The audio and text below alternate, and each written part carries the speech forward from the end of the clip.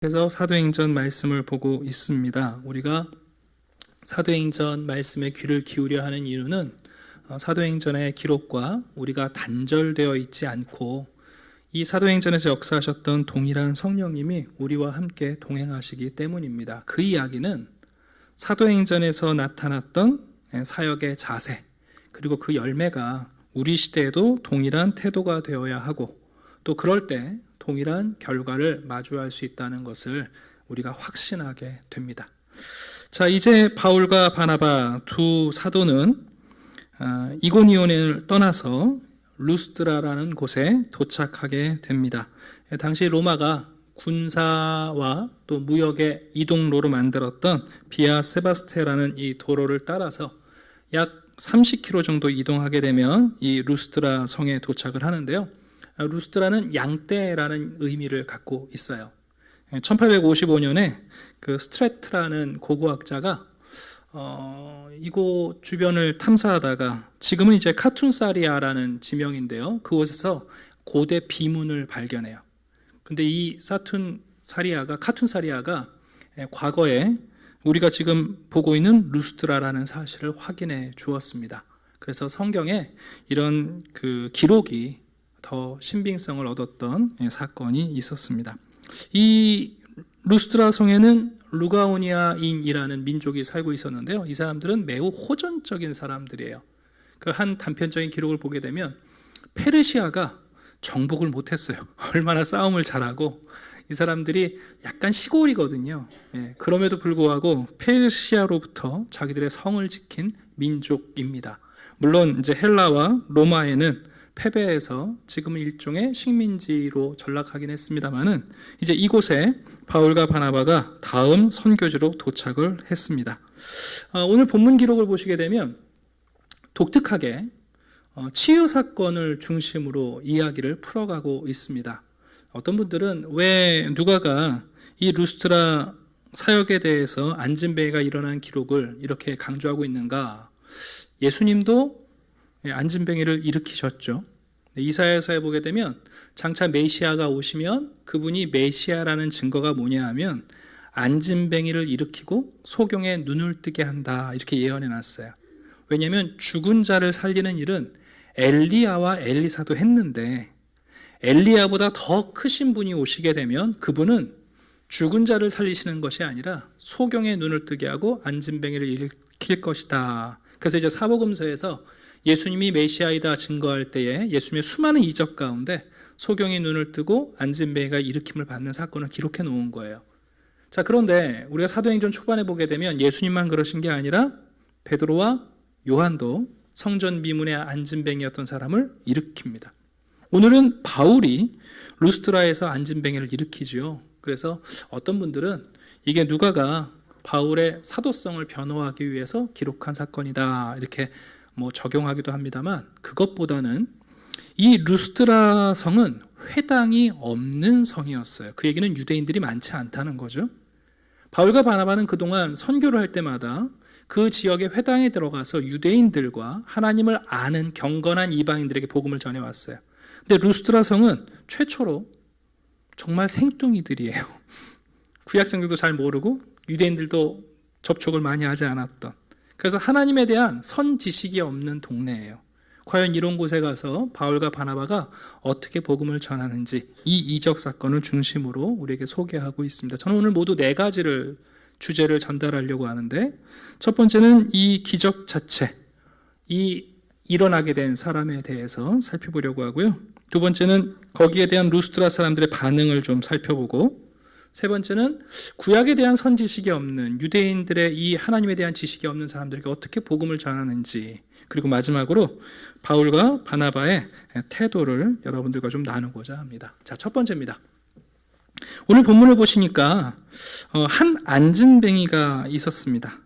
근데 이 사람에 대해서 3가지 정보가 나열되는데, 첫 번째는 앉아 있었다, 이렇게 표현되어 있어요. 우리나라 말에는 그냥 앉아 있었다, 행동처럼 보이지만 원어의 의미는 앉아서 구걸했다는 뜻이 담겨 있어요.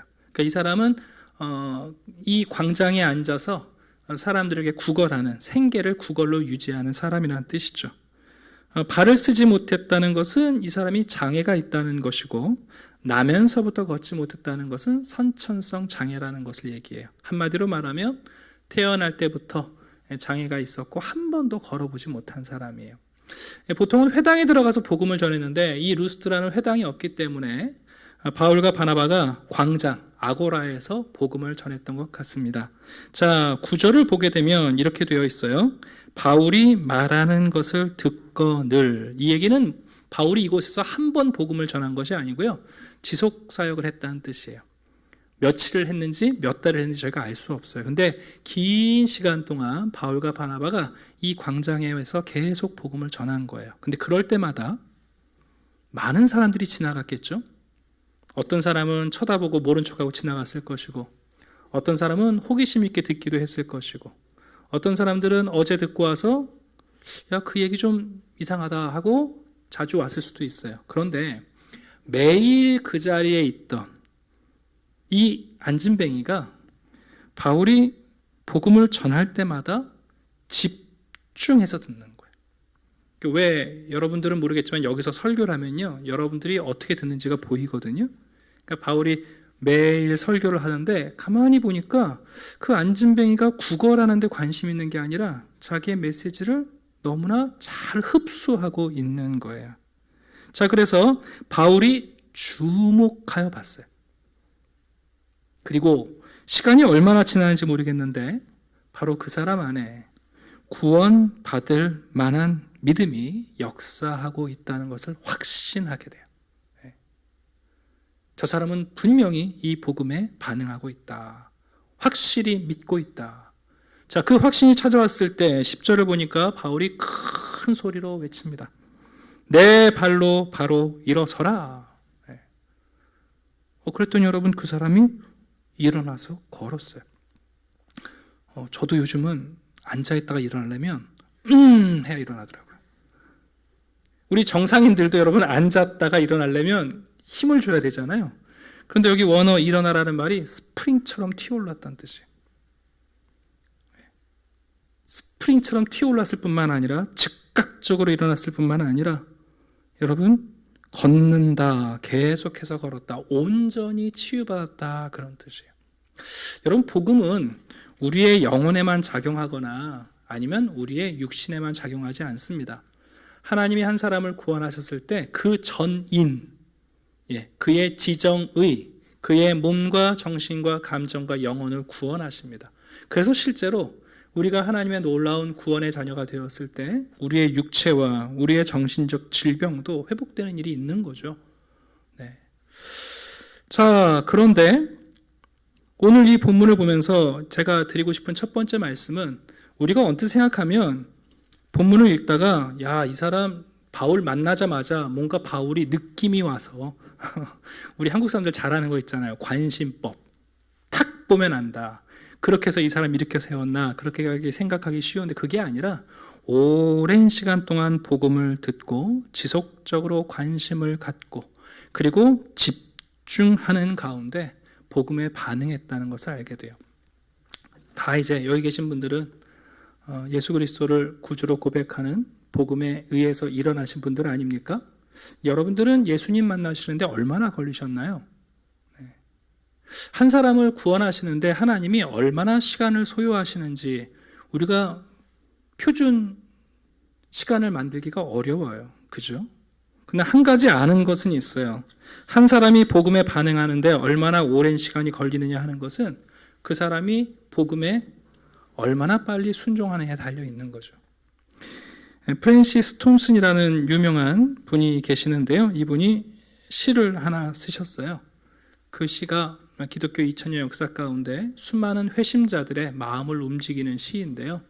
이분 이야기를 잠깐 해드리면, 이분은 매우 경건한 아버지, 또 부유한 집안에서 태어났어요.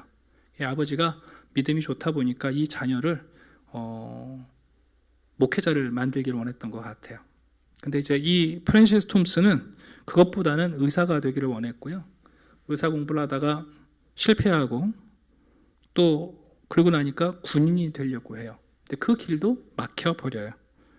그가 방황하다가 결국은 어떤 상황까지 가게 되냐면 런던의 빈민굴에서 마약 중독자로 추락하게 됩니다.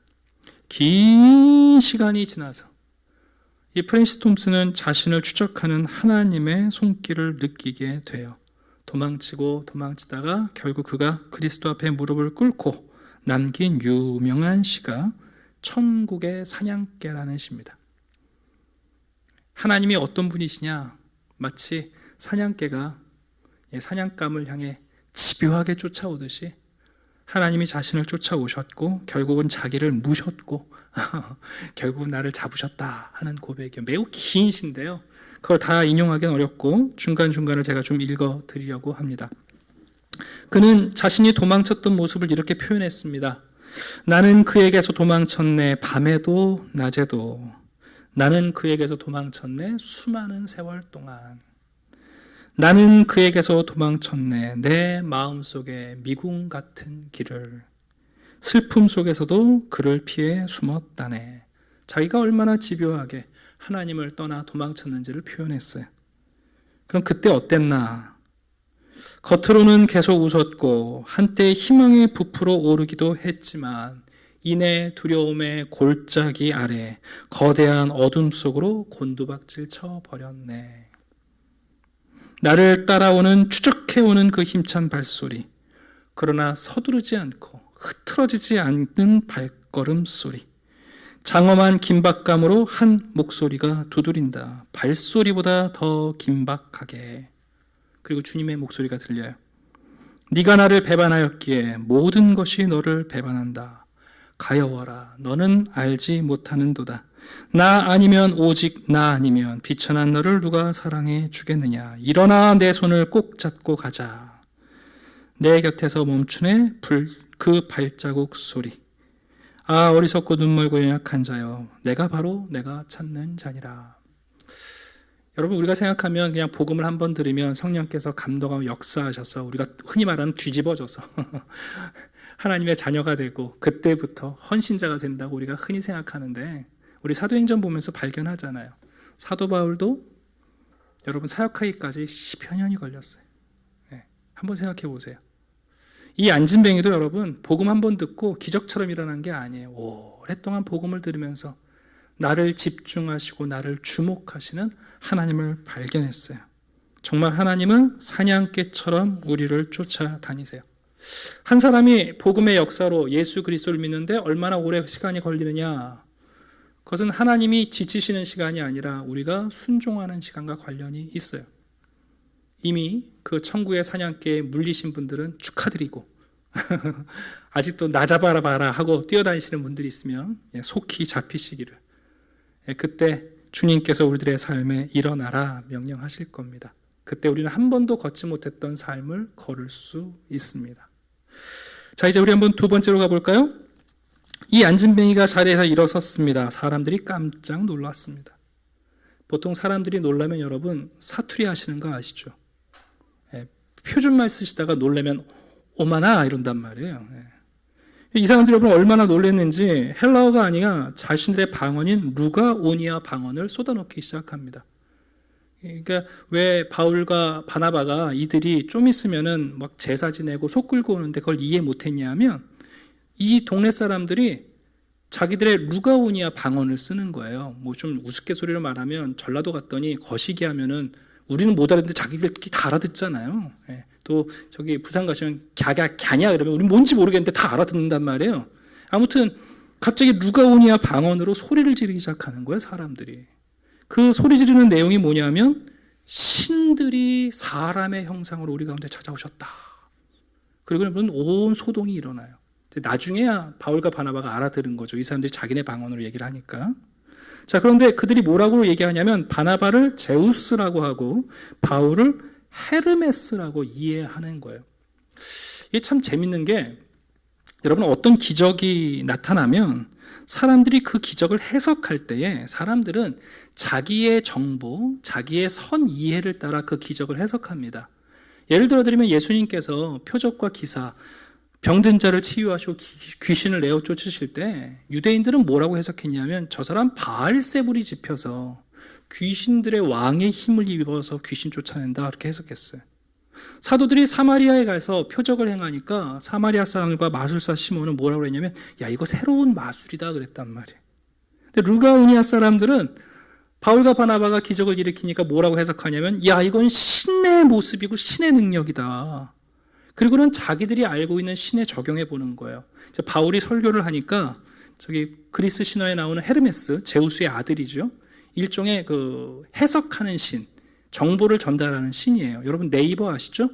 네이버 옛날 그림 모자에 날개 달린 게 그게 헤르메스의 상징이거든요. 그리고 이제 바나바는 나이가 많고 지긋하니까 제우스다 이렇게 얘기한 거예요. 근데 이들이 이렇게 설명한 데는 또 이렇게 반응한 데는 몇 가지 이유가 있는데요. 이 루가오니아 사람들 가운데 전해 내려오는 전설이 있어요. 이제 이것을 로마의 시인인 오비디우스가 그의 책에 이렇게 기록해 놨는데 내용을 간단하게 요약해 드리면 아주 옛날 언젠지 알 수 없는데 올림푸스의 신인 제우스하고 헤르메스가 이 부르기아 산지를 방문한 적이 있다는 거예요. 그래서 사람들이 과연 얼마나 친절하냐 우리 한번 확인해 보자. 그리고는 집집마다 다니면서 오늘 하루 저희가 무엇을 할 수 있을까요? 하고는 사람들의 집문을 두드렸는데 아무도 환대하지 않았다는 거예요. 그러다가 산골 기슭의 빌레몬과 바우시스라는 늙고 가난한 농부 부부가 이 제우스, 사람의 형상을 한 제우스와 헤르메스를 극진히 대접했다는 거죠. 그래서 어떤 일이 벌어졌느냐? 제우스가 사실은 나 제우스야. 그리고는 그 지붕을 황금으로 바꿔줬대요. 그리고 다음 날 요 빌레몬과 바우시스라는 할머니 할아버지를 데리고 언덕에 올라간 다음에 폭풍을 일으켜갖고 그 사람들을 전부 다 심판했다는 거예요. 그래서 이 이야기, 이 전설이 이 지역에 내려와요. 근데 여러분 이게 단순한 전설이 아니나 신화가 아니라 이 사람들의 믿음이에요. 그러니까 이 사람들은 어떤 신화를 갖고 있었냐면 첫 번째, 제우스와 헤르메스가 또 언제 우리를 방문할지 모른다. 그러니까 우리가 지나가는 사람 중에 특별한 능력이 있는 분들 보면 우리가 혹 제우스나 헤르메스일 수 있으니까 꽂힌 거예요. 여기에. 두 번째는 뭐냐면 혹시라도 우리가 제우스와 헤르메스가 우리를 찾아왔는데 예전처럼 또 이분들을 홀대하면 우리 큰일 난다. 그래서 공포감에 제우스와 헤르메스 같은 사람들이 나타나면 환대하는 거죠. 그리고 마지막 이유는 뭐 당연하죠. 야, 그때 제우스가 그 빌레몬 할아버지 집 옥상 지붕을 금으로 바꿨다는데 우리도 한번 그런 일 좀 겪어보자. 그리고는 제우스와 헤르메스가 언제쯤 우리에게 나타나실까 오매불망 바라보고 있던 사람들인 거예요. 그런데 여러분 바울과 바나바가 안진뱅이를 일으키는 순간 드디어 왔다. 그리고는 자기들의 말로 사람들한테 알리기 시작한 거예요. 어떤 사람이 알렸는지요? 13절 보니까 시외에 있는 제우스 신전까지 이 소식이 갔어요. 그래서 제우스 신전의 제사장이 여러분 소를 끌고 화환을 가지고 와요. 그 화환은 제우스 신을 상징하는데 여러분 마라톤 우승하면 여기 월계관 씌워주잖아요. 그 마라톤이 원래 제우스 신에게 드리는 경기예요. 그래서 가장 마지막에 하거든요. 여기 지금 화환을 갖고 왔다는 건 제우스가 왔다니까 가장 큰 재물하고 제우스에 걸맞는 준비를 해가지고 뭐 하라고 온 거냐면 제우스와 헤르메스를 맞아들여서 온 성에서 이제 행진하려고 준비해갖고 사람들이 몰려든 거예요. 그제서라야 바울과 바나바가 사태를 파악했어요. 이 사람들이 왜 이렇게 소동이 났는지, 왜 소를 끌고 오는지, 화환을 자기들에게 왜 걸어주는지. 자, 14절 보니까 두 사도 바울과 바나바가 뛰어서 그 사람들 사이에 군중 사이로 뛰어 들어갑니다. 그리고는 소리를 지르죠. 여러분 중단하십시오. 왜 이런 일을 하십니까? 그러면서 이렇게 말합니다. 우리도 여러분과 같은 성정을 가진 사람입니다.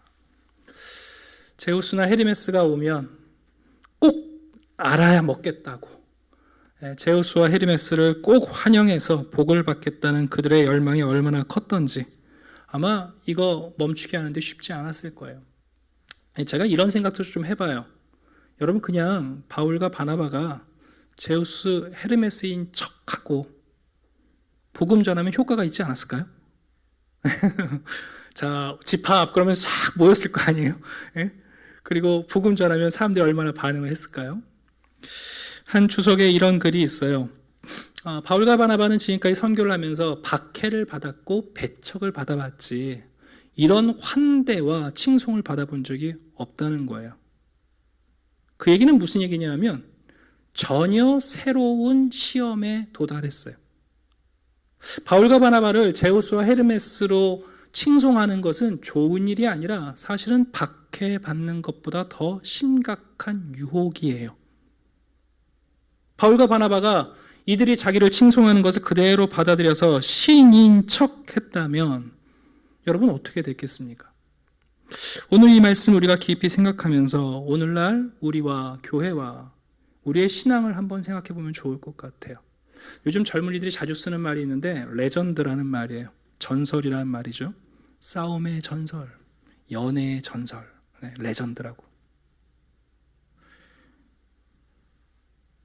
종종 우리 시대의 많은 사람들은 자기가 신화적인 인물이 되기를 원해요. 성공 신화를 이루기를 원하고 남들보다 좀 다른 삶, 그래서 레전드라는 소리를 듣기를 원하는 사람들이 참 많아요.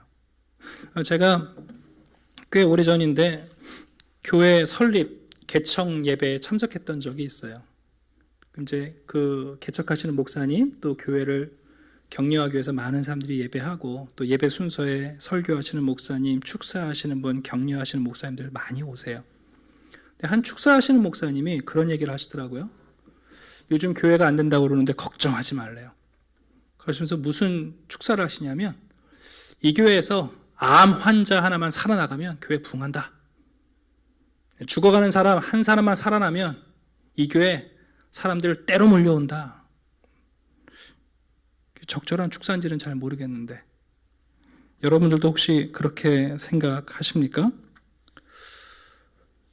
여러분, 하나님께서는 사람이 되려고 하시는데 사람인 우리는 왜 자꾸만 신이 되려 하는지 모르겠어요. 여러분, 우리 기독교 신앙인들이 우리가 믿음이 좋아지는 게 사람으로 남지 않고 신화적 존재가 되는 건가요? 조금만 유명하고 저명하고 명성이 생기면 사람으로 만족하지 않고 신적인 존재인 것처럼 자기를 포장하기 시작하는데 여러분, 그게 과연 복음의 유익이 될까요? 한국교회 역사를 보게 되면 그런 유명한 분들이 있죠. 기적을 일으킨 것 같고 많은 사람을 고친 것 같은 사람들, 사람으로 남지 못해요. 뭐라고 그러냐면 자기가 신이 돼요. 그래서 박태선, 문선명 자신들이 교주가 되는 거예요. 여러분, 야고보서를 보게 되면 우리에게 기도를 가리킬 때에 야고보서 마지막에 기도의 모범으로 한 분을 제시해요. 엘리야라는 분. 그런데 야고보 사도는 분명히 말합니다. 엘리야, 그분 우리와 성정이 같은 사람이다. 여러분, 바울과 바나바는 선교할 때 사람 이상이 되려고 하지 않았습니다. 우리도 사람이다. 고넬료가 여러분 절을 할 때 베드로가 뭐라고 합니까? 나도 사람이다. 여러분, 기독교는 우리가 천사가 되거나 신이 되는 것이 아니라 우리가 사람으로 남아있는 것이 중요합니다. 하나님께서는 정작 사람이 되셔서 우리에게 아름다운 사람을 보여주시는데 믿음 좋다는 사람들이 자기가 사람이 아닌 것처럼 사람 이상의 존재로 자기를 꾸미려고 해요. 여러분, 그것은 변질이지 능력이 아닙니다. 영험한 사람? 능력 있는 사람? 여러분, 언제 하나님이 그런 사람들을 통해서 복음을 선교하십니까? 아닙니다. 우리가 사람이다라고 말하는 사람들을 통하여 복음이 전해집니다. 제가 존경하는 분이 김용기 장로님이신데요. 가나안동문학교 설립자 아시죠? 여러분, 한국교회에 그만한 인물이 없습니다.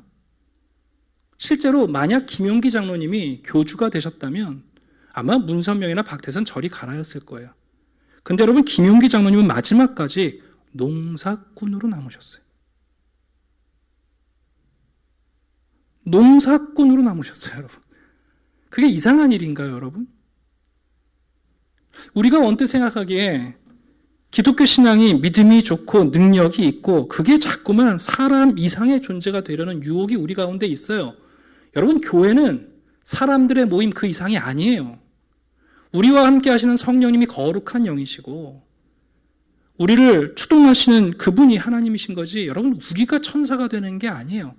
날개는 천사한테 붙여주셨지 우리한테 붙여주시지 않았어요. 우리 교회 이름이 한샘교회 아닙니까? 여러분, 그 한샘교회 한이 무슨 뜻이라고 생각하시나요? 한이라는 단어는 우리나라 말에 세 가지 의미가 있어요. 첫 번째는 크다는 의미가 있어요. 한강. 혹시 우리 한샘교회를 그렇게 큰 교회가 되기를 원하는 우리의 열망이 담겨 있는 이름인가요? 두 번째 뜻은 뭐냐면 우리나라 말의 한이라는 단어는 유일하다는 의미가 있어요. 과천 시내, 한국의 서울에 우리 교회가 유일하고 독보적인 교회가 되기 위해서 한샘이라고 이름을 붙였나. 세 번째 의미가 있어요. 우리나라 말의 한은 여럿 중에 하나라는 의미의 한이라는 말이 있어요. 저는 한샘교회 목사로 이 한샘이라는 이름의 한자가 세 번째 의미라고 이해해요. 여러분, 바울과 바나바가 선교하는데 가장 큰 유혹이에요. 목회자가 조금만 교인들이 존중하면 나도 모르게 인간 이상의 존재인 것처럼 착각하기가 딱 좋아요. 성도들도 그래요. 우리가 하는 기도, 예배, 헌신, 봉사, 우리도 모르는 사이에 그 인간 그 이상이 되려고 노력하고 그렇게 비춰지려고 하고 그런 척할 때가 많은데 여러분, 그거 건강한 거 아니에요. 잊지 마세요. 하나님은 인간이 되시려고 하는데, 그래서 우리를 구원하셨는데 왜 인간이 우리가 자꾸만 인간 이상의 존재가 되려고 하는가? 한국교회 안에 헛된 우상들이 거기서부터 시작하는 거예요. 여러분, 사람이라는 게 부끄러우세요? 무슨 말씀을요?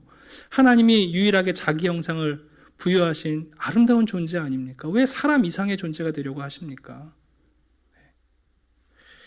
자, 이제 세 번째 내용을 한번 전진해 가겠습니다. 자, 이 와중에 이제 바울과 바나바는 이들을 향해서 복음을 선포합니다. 문제는 뭐냐면 바울과 바나바를 제우스와 헤르메스로 알고 이 잔치하려는 사람들, 이 사람들 구약 성경 몰라요. 구약의 하나님을 모르고 하나님이 약속하신 메시아를 모르는 사람들이잖아요. 네, 완전 이방인들이에요. 선지식이 없어요. 이런 사람들에게 어떻게 복음을 전하는가 하는 건데 모두 네 가지 단계로 바울이 복음을 전하고 있습니다. 자, 한번 본문을 꼼꼼히 봅시다. 첫 번째, 15절 중간부터 보시게 되면 바울이 선언하죠. 우리가 복음을 전하는 것은 첫 번째, 이런 헛된 일을 버리라고 저희들이 복음을 전하는 겁니다. 여러분, 우리가 복음이 하는 첫 번째 역할이 뭐냐 하면 우리 하나님 모르는 사람들이 믿어왔던 우리의 신념과 모든 우상들을 버리게 하는 거예요. 복음이 할 수 있는 가장 첫 번째가 뭐냐면 성경도 모르고 예수님도 모르는 사람들이 평생 동안 의지했던 우상을 버리게 하는 거예요. 자기의 신념. 저희 어머니 집안이 할아버지께서 자녀를 11명이나 낳았대요. 근데 다 죽고 저희 어머니하고 이모님 한 분 남았거든요. 그러니까 저희 외할아버지가 마지막으로 아들 하나 죽었을 때 신주단지를 다 꺼내가지고 갖다 던져 버렸다고 그러세요. 그러면서 그러셨대요. 아니, 자식도 안 지켜주는 조상을 내가 왜 섬기냐. 네. 그거 맞는 얘기 아닙니까, 여러분? 자식도 안 지켜주는 조상을 왜 섬깁니까? 여러분, 우리가 하나님을 알지 못할 때 우리가 붙잡았던 신념들과 우상들을 여러분 부수는 것, 무너뜨리는 것, 그게 지금 복음이 첫 번째 하는 일이에요. 그러니까 바울과 바나바가 얘기하는 거예요. 여러분들, 우리가 와서 이 기적을 일으키고 복음을 전하는 것은 여러분들이 지금까지 의지해왔던 그 제우스와 헤르메스를 기다리고 있는 헛된 신앙, 여러분이 섬겼던 신앙이 안진뱅이 하나를 일으키지 못해서 누군가가 안진뱅이를 일으키면 그 사람을 신으로 생각하고 있는 그 헛된 우상을 버리라고 저희들이 온 겁니다. 첫 번째 메시지를 전해요. 자, 두 번째는 뭐냐면 주권자이고 창조주이신 하나님을 소개합니다. 15절 마지막 볼까요? 천지와 바다와 그 가운데 만물을 지으시고 살아계신 하나님께로 돌아오게 하려 함입니다. 제우스가 아닙니다. 수많은 신들이 아닙니다. 한 분 창조주가 계십니다. 이제 우리가 진화론이나 이 사회 발전학을 연구했던 분들은 과거에 종교를 이렇게 이해했어요. 고대 종교는 다신론인데 이 종교가 조금씩 발전하고 진화해서 유일신 종교가 됐다, 이렇게 가르쳐 왔거든요. 근데 여러분, 현재 종교사학을 연구하신 분들은 전혀 반대의 결과를 알고 있어요. 거꾸로예요. 고대 사회로 갈수록 여러분 유일신 신앙이 있었고요. 이 유일신 신앙이 여러분 무너지면서 다신론으로 변질될까요? 어떤 문화를 가든지 간에 절대신에 대한 개념이 있어요. 근데 그 절대신에 대한 개념이 타락하면 이제 다신론과 만신전으로 변해가거든요. 그러니까 바울이 말하는 거예요. 여러분들 그리스에 있는 이 당시 라틴에 수많은 신들이 있는데 여러분 그 신들 가만히 생각해 보시면 신 같지 않은 신이에요. 그래서 이윤기 작가가 그런 얘기 하잖아요. 그리스 신화는 신화가 아니라 인간학이다. 그리스 신화를 보시면 여러분 그게 신들의 모습입니까? 질투하고 암투하고 자기 정욕을 절제하지 못해서 여러분 불륜을 저지르는 신들. 사실은 인간학이에요. 왜 수많은 신들과 우상이 있냐면 꼭 지 같은 신들을 만들어내는 우리, 이 종교의 타락이 여러분 수많은 신들을 섬기는 거거든요. 그러니까 바울이 말하는 거예요. 여러분들이 섬기는 수많은 신들이 아니라 세상을 지으신 한 분, 지금도 세상을 주관하시는 딱 한 분, 그 하나님께로 여러분이 돌아와야 한다. 우리가 전하는 복음 바로 그 한 분이다. 그 유일하신 분을 너희들에게 전하려고 우리가 왔다라고 복음의 두 번째 메시지를 전합니다. 자, 세 번째 내용은 이런 겁니다. 16절 보시면 지나간 세대에는 모든 민족으로 자기들의 길들을 가게 방임하셨다. 그럼 여러분들이 왜 지금까지 그 하나님을 모르고 있느냐? 하나님께서 지금까지 인내하고 계신다는 거예요. 무슨 얘기냐면 17절 보시면 그러나 자기를 증언하지 아니하신 것이 아니니 곧 여러분에게 하늘로부터 비를 내리고 결실기를 주시는 이 질서 있는 세상을 통해서 하나님을 끊임없이 알리셨다는 거예요. 나중에 로마서 1장에 바울은 이 내용을 조금 더 구체적으로 말합니다. 한번 들어보세요. 하나님을 알만한 것이 그들 속에 보임이라 하나님께서 그들에게 보이셨느니라. 창세로부터 그의 보이지 아니하는 것들 곧 그의 영원하신 능력과 신성이 그가 만드신 만물에 분명히 보여 알려졌나니 그러므로 그들이 핑계하지 못할지니라. 여러분 하나님에 대해서 모른다고 할 수가 없는 거예요. 우리가 조금만 정직하게 세상을 바라보고 우주의 섭리를 보고 계절을 보고 생명의 잉태와 죽음을 보면서 여러분 어떻게 한 분 하나님이 세상을 주관하시는 그 질서 있는 섭리를 부정할 수 있습니까? 최근에 TV에도 자주 나오시고 유튜브 강의를 많이 하시는 물리학 김상옥 교수님이 계십니다. 그분이 그런 얘기를 하시던데요. 한 TV 프로에 나와서 자기가 종교는 없대요. 그런데 물리학을 연구하다 보니까 신을 부정할 수는 없대요. 정직하게 말씀하시더라고요. 여러분 맞는 얘기 아닙니까?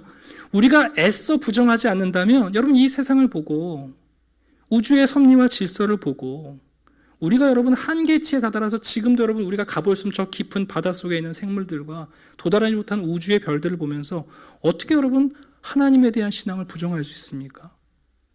바울이 말하는 거예요. 너희들에게 지금까지 알리지 않으신 것이 아니라 충분히 너희들이 알 수 있었는데 너희들이 그분을 발견하지 못했다.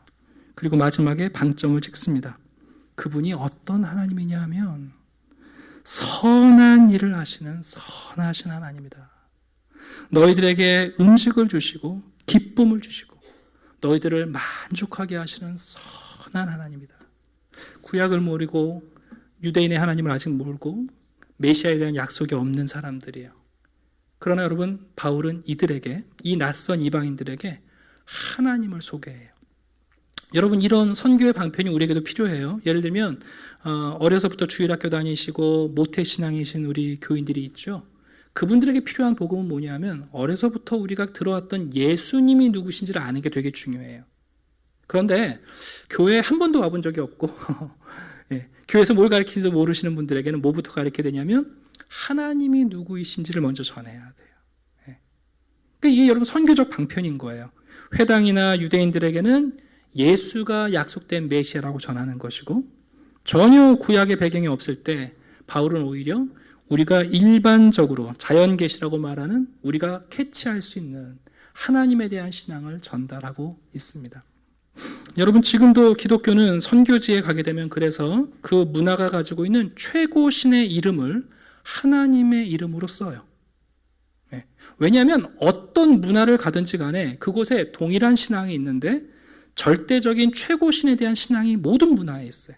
그래서 성경을 번역할 때도 그 문화에 가서 그 문화가 가지고 있는 최고신의 이름을 그대로 써요. 예를 들면 중국 가시면 여러분 하나님의 이름이 상제예요. 옥환상제, 쌍떼라고 하거든요. 우리나라는 하나님의 이름이 원래 하늘님이었잖아요. 그래서 지금도 카톨릭은 하느님이라고 쓰기도 하죠. 이슬람 세계 가시면 여러분 알라라는 이름을 성경에서 하나님의 이름을 그대로 채용합니다. 최근에 법정 싸움하는 게 뭐냐면 기독교도 알라라는 이름을 쓰게 해달라고 해서 계속해서 승소하고 있는 일들이 있죠.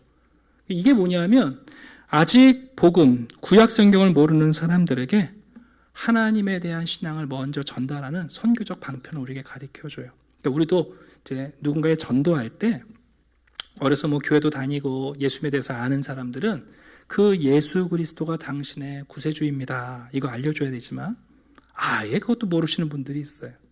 그런 분들에게는 한 분 하나님이 계신다는 것, 그분이 우리의 생명의 주인이시고 그분이 지금도 우리를 주관하고 있고 그리고 그분이 선하신 하나님이라는 사실을 우리가 알려줄 필요가 있는 거죠. 자, 여러분 얼마나 설득을 했는지 18절 보니까 무리를 말렸어요. 놀라운 일 아닙니까? 어떻게 여러분 이 무리들을 말릴 수 있었겠어요? 여러분 복음의 능력이 무슨 죽은 자를 일으키고 병든 자를 일으키는 것만이 아니라 우리가 하고 싶어 죽겠는 거 멈추게 하는 것도 복음의 능력이에요. 그거 안 하면 죽을 것 같은데 그거 안 할 수 있게 만드는 게 복음의 능력이에요. 이 루스트라 성에서의 바울의 사역이 효과가 있었느냐? 다음 주도 이어서 보겠습니다만, 네, 효과가 있었습니다. 그래서 이 루스트라에서 바울이 기가 막힌 제자 한 명을 얻어요. 그게 누구냐면 디모데예요. 여러분, 이 루스트라가 디모데의 고향입니다. 디모데는 어머니, 할머니는 유대인이었죠. 근데 아마도 디모데는 이 회당이 없는 곳에서 자라다 보니까 할례도 받지 않았었어요. 그래서 나중에 예루살렘 갈 때 바울이 디모데한테 할례를 행하거든요.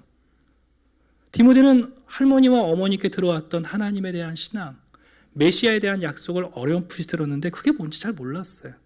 그러다가 바울과 바나바를 만나서 예수의 제자가 되고 이제 나중에 이 루스트라에서 귀한 일꾼 하나가 나타나는 것을 보게 됩니다. 이 사역이 효과가 있다는 것을 우리에게 반증하고 있습니다. 자, 말씀을 정리하겠습니다. 첫 번째입니다. 하나님께서 여러분들을 추적하고 계십니다. 집요하게, 인내하시며. 나 잡아봐라 게임 그만하시고 하나님께서 속히 나를 무시기를, 사로잡히기를. 두 번째, 여러분 잊지 마십시오. 하나님께서 우리를 위하여 사람이 되셨어요. 왜 자꾸만 우리가 사람 이상의 존재가 되려고 하는지 잘 이해가 안 가요.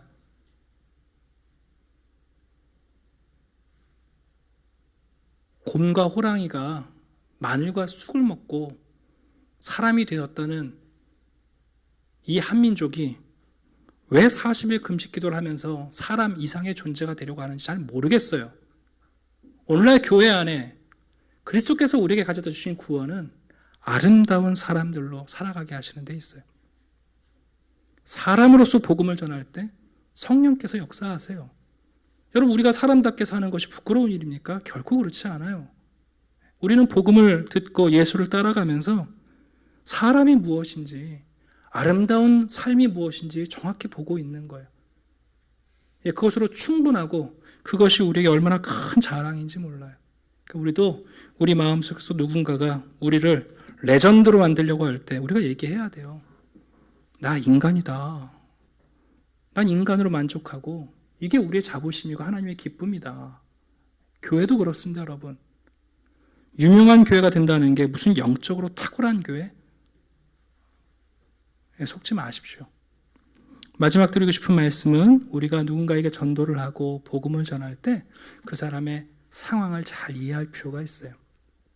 하나님도 알지 못하는 사람에게 우리가 교리적인 거 이야기하고 신앙인은 이렇게 살아야 한다고 그것부터 가리키면 율법주의예요. 또 바리새인이 되는 거거든요.